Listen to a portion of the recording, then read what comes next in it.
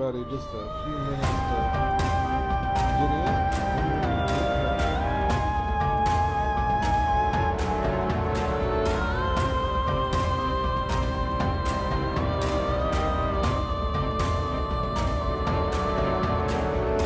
As you're jumping onto the live stream, be sure to hit that like button, share it out on both Facebook and YouTube. Let folks know we're talking with the weather tonight.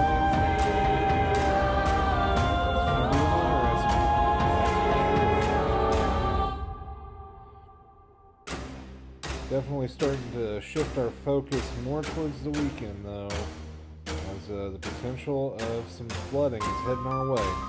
We're going to wait just another 15 seconds or so, then we're going to get started. Be sure to like and share. Comment where you're watching from in the comments on both Facebook and on YouTube, and we will be happy to answer your weather questions. If you got questions about the forecast tonight, happy to answer them.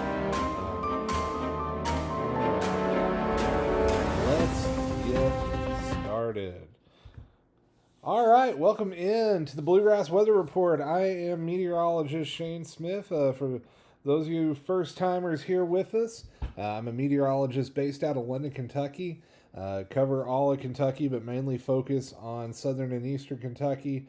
And we've had some pretty active weather the last couple of days, and we are watching the potential of flooding for this weekend. I see Michelle Yonker joining us. Thank you, Michelle, for joining us this evening.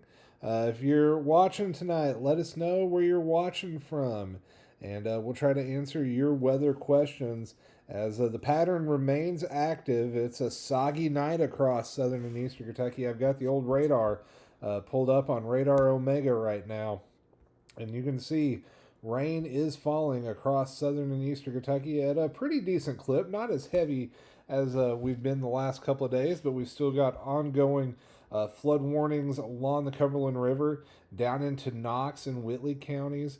Flood watch remains in effect for tomorrow morning for most of eastern Kentucky, and a flood advisory is going on along the Kentucky River up into portions of central Kentucky, as the Kentucky River is running high right now. And thankfully, we're doing okay for the time being, but we're going to have to wait and see what happens as we head into the weekend. There's still a lot of potential for this weekend for more heavy rain to move in and the potential for severe storms. So let's get right to it and talk about what's going on tonight.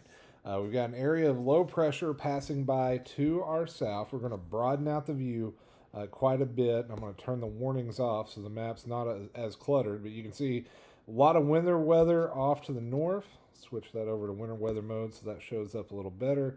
And we'll turn the old warnings off real quick so you can just see how much precipitation is out there. And most of the eastern half of the U.S. tonight dealing with some form of precipitation as this storm system is working its way across the country right now. This has been a pretty potent storm system. It has brought severe weather down to the south this evening. Brought a winter storm to the upper Midwest, snow into New England and our northern tier of states, freezing rain into Virginia, a little bit of a cold air damming scenario going on, causing a mess over in the Shenandoah Valley. So this is a very, very potent weather maker that is lifting on out of the region. And as we put the map into motion, I'll turn the fronts back off. You are going to notice that this system is slowly working its way off to the east. Let me try that one more time. There we go, turning the fronts off. And we will let the map load up. But you're going to see all this precipitation moving off to the east and the northeast. So we're going to have several more hours of rain tonight in central and eastern Kentucky. Thankfully, it looks like the heaviest of the rain is going to stay down to our south. And we should avoid any kind of significant widespread flooding tonight. Some isolated flooding definitely possible A few spots may have some high water issues, but um, uh, overall, it may not be um, too bad out there tonight as far as the flood threat goes. So that's something to be thankful for. We do have that flood watch through Thursday morning. Now let's look into the future and kind of map out how everything plays out. So here's a look at the GFS model. It shows the rain continuing into early tomorrow morning across central and eastern Kentucky, pushing out by mid-afternoon. Colder air funnels in. It is going to be a chilly afternoon tomorrow. High is likely going to be in most of the state into the 30s, maybe a few low 40s along the Tennessee border. High pressure builds in, dries us out for Friday, and ushers in more cold air. And then on Saturday, as we get on the backside of that high, we're going to see a warm surge. In fact, we're going to go into the 60s on Saturday. It's going to feel like a spring day. However, another storm system going to be organizing across the plains. We're going to have a warm front stalled out across the Ohio River Valley. That's going to bring several rounds of rain early in the day. And you'll notice those oranges showing up on the GFS model Saturday around 1 o'clock, right along the Kentucky-Tennessee border. That is heavy rain along the warm front. Then as that area of low pressure spins up and lifts north, we're going to see winds increase, and we may see an isolated severe weather risk. I think the best chance of severe weather on Saturday night and into Sunday morning is going to be down into Tennessee, but I cannot rule some of eastern Kentucky getting in on that action out early Sunday morning. Notice more heavy rain continuing, and then as we go into Sunday, we transition the rain to snow as the northwest wind kicks in and the temperatures absolutely tank. And looking a little further into the future, because a lot of people are already talking about this online, going towards a week from now, another storm system developing in the south. It's too far out to get specific just yet. That one may have the potential of bringing some winter weather to southern and eastern Kentucky. So let's take a closer look at that using the European model and kind of map it out in more detail. Starting off at midnight tonight, you'll notice that moderate rain continuing along the Virginia border. Places like Middlesboro, Harlan, Whitesburg, Pikeville, seeing moderate rain, light rain up into central Kentucky, Lexington, Frankfort, Louisville, Cincinnati. Central and western Kentucky also dealing with some light rain. And then by the morning commute, most of us should be drying out, which is good news. High pressure builds in. Most of your Thursday is dry. Friday is dry. And then as that warm front lifts in, the rain breaks out Saturday morning. It will be heavy at times. There will be some embedded thunderstorms. And then as that low moves in, we've got to watch for the potential of gusty winds and probably a squall line event if the European model's to be believed, and another couple hours of heavy rain followed by the snow on the backside of the system. Now, it's not quite as adventurous when it comes to the rain totals as some of the other modeling.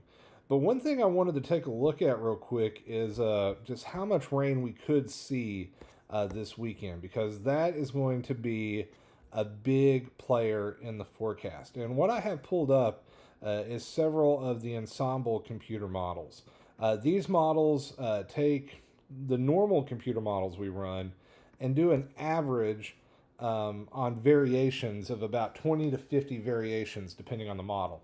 So it kind of becomes a most likely scenario or average forecast. So this is the Canadian ensembles.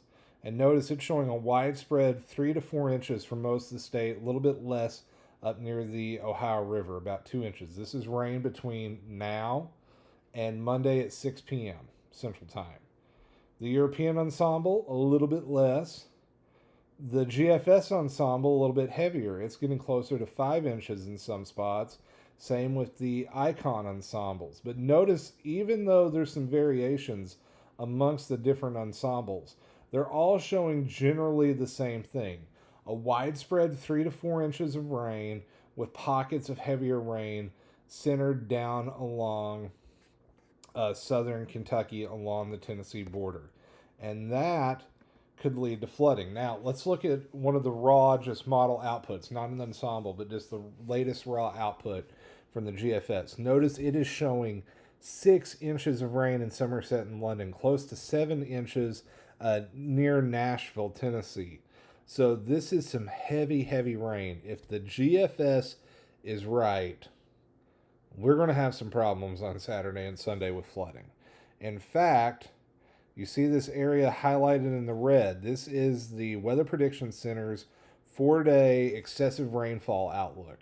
Think of it kind of like the severe weather scale that the Storm Prediction Center does, how it's a 1 to 5 of severe weather. This is a 1 to 4 of excessive rainfall leading to flooding. All the state that's highlighted in red, which is a good chunk of territory in Kentucky, is a 3 out of 4 for flash flooding right now. That is a big concern. That's not something we see often. And basically what the Weather Prediction Center is looking out for in this area in the red is repeated thunderstorms on Saturday. It's an effect we call training. The same spot hitting over and over by heavy rain as those storms develop and track along that warm front as it comes in. If we see that, and we've already got a saturated ground, there's going to be a pretty good potential for some flooding Saturday into Sunday. If you live in a flood-prone area, I want to stress to you, make sure Saturday into Sunday night you have multiple ways to receive weather warnings. Weather radio is the best way. Weather-related apps. I know a couple of local TV stations have great apps that send warnings to you. I personally like weather radios because they work if the cell phones go out or if the Wi-Fi goes out. So that is something to think about. You can get a weather radio for about $30-$40 on Amazon. Good investment to have. In fact, I actually need to get a new one. My old one tore up a while ago and I haven't replaced it yet, but I'm probably going to be getting one of those very soon. But yeah, the entire state pretty much in a 3 out of 4 on the excessive rainfall scale for Saturday into Sunday. That is what we are looking out for. There is a small risk of severe weather, Maria. Let me switch that over. We can take a look at the severe weather potential in addition to the heavy rainfall. So I will turn that off. Let me pop on the day 4 outlook. So it's keeping the latest day 4 severe weather outlook. It's keeping the worst of the action down into Mississippi and Alabama on Saturday. I'm not going to rule out an isolated severe storm working up into Kentucky. And as we get closer to the event, the Storm Prediction Center will get a little bit more detailed with their analysis, and we'll have a better idea of what they are thinking. It would not surprise me if we don't end up in a 1 or 2, either a marginal risk or a slight risk on their severe weather scale for Saturday. But we'll have to wait and see how that plays out. But yeah, there will likely be a weather event this weekend down in Dixie Alley from Mississippi over into Alabama. Here in eastern Kentucky and central Kentucky and southern Kentucky especially, I am more concerned with the heavy rain potential, because we are saturated and a little bit more water is just going to run right off. Cumberland River's already running high. Kentucky River's already running high. It would not take much to put either of those 2 major rivers into flood stage, not to mention dealing with flash flooding from the thunderstorms on Saturday. That's a potential. Flash flooding can occur just about anywhere.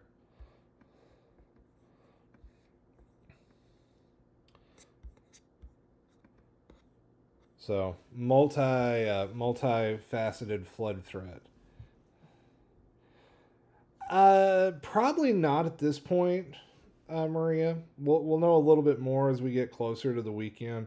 But right now, the ingredients don't look like they're going to be coming together as well for that kind of severe weather. Although I don't want to play it down too much because I am more concerned about the flood threat, and flooding can be just as or more dangerous than tornadoes. In fact, more people die every year in flooding related weather events than they do in tornadoes. But great question. So be sure to like this, share your comments on both Facebook and YouTube.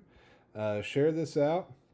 Be sure to turn on notifications for both Facebook and YouTube. That'll let you know when I'm going live.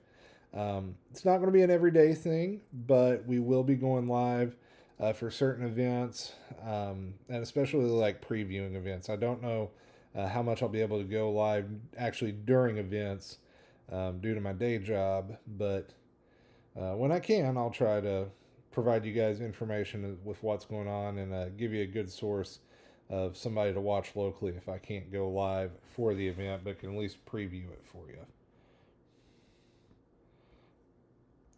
All right, so we are coming up on 10:15. Just to recap, a little bit of rain will continue to fall across central and eastern Kentucky tonight. Could get some moderate rain, especially down into portions of southeastern Kentucky along the Virginia and Tennessee borders. Places that I want to be watching out for more of that moderate to heavy rain tonight. Middlesboro, Harlan, Whitesburg, Tri-Cities. You guys could see a little bit of moderate rain. I don't think it'll put things into flood stage too bad, but it is something to keep a close eye on through the overnight. We do have that flood watch for most of southern Kentucky through early tomorrow morning. And then most of Thursday, once we get this rain out of here early tomorrow morning, going to be dry. We're going to be warmer heading into the weekend. Tomorrow we're calling for a high of 38, 44 on Friday, 60 on Saturday, and then you can see the bottom following out next week. So that's a look at the forecast high and low temperatures for the next 10 days at London, Kentucky, and that's where I'm based out of. So obviously Lexington usually ends up like a little cooler than that. Western Kentucky may end up a little bit warmer, but that gives you just kind of a general idea of what we're looking at for temperatures. And yeah, it looks like some teens possible next week. Not looking forward to that. Winter is not done just yet. We're going to be keeping on a close eye on the 19th to the 21st. May not be done with that winter weather just yet. All right. Well, if there are no more questions, we're going to go ahead and wrap this one up. Thank you guys so much for joining us.